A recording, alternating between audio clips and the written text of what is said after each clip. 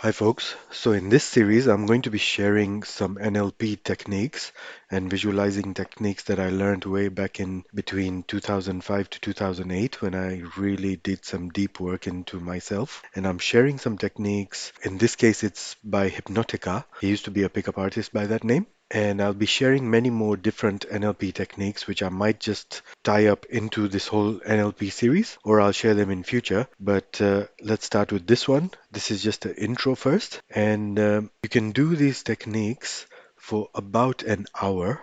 Whenever you have some time, make sure you have some space and time, because some you'll be walking, some you'll be sitting in a quiet place, and really going deep into visualizing things. Now, before we get into that, we need to talk about how we use the words when we are even talking to ourselves or mentally talking to ourselves. Let's catch ourselves doing this.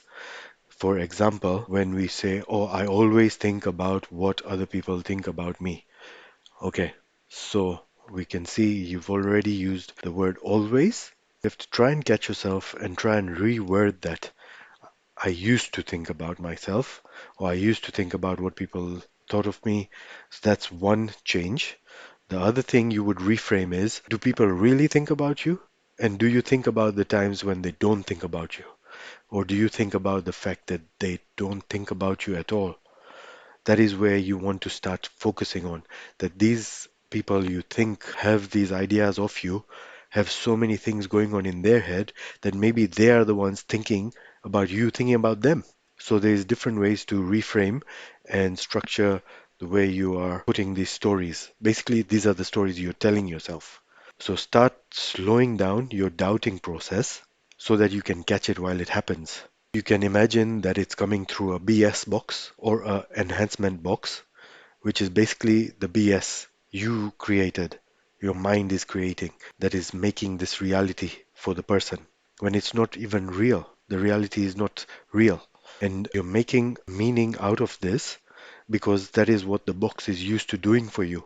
So we have to change the box or what it does. These changes will not happen overnight, and you will have to make slight changes over the course of time. I always like giving the example of an aeroplane pilot. Even though he knows his destination, sometimes there's a few angles off, and then he knows how to correct those angles because in the end he knows what destination he's going to. So it's good to know if you know your destination. Okay, I know my destination is not caring about what other people think and just being so true in my reality that I don't even think about other people thinking about me.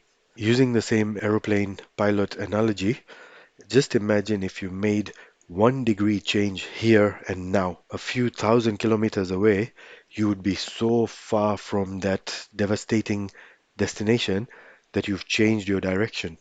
So think of it that way also. And because you're going to keep working at this, you're going to try different things. Some things won't work, some things will work, which is why we're going to share quite a few different NLP techniques. The strange thing is, some of the techniques which didn't work in the start worked for me a few years later when I really was ready for them. So that's another way to think about this while you get into it.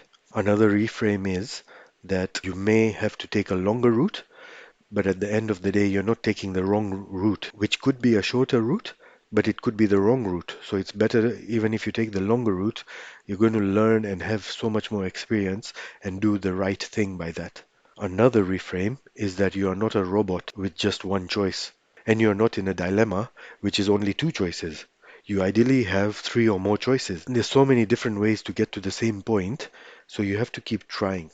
Now think of your BS box as the projector, and you have the power to change the slide inside it. Ask yourself, if you could use that pen in Men in Black's movie, if you remember the Men in Black movie, when he uses the pen to make the person forget, how would you use the pen on yourself to forget everything in the past and reset?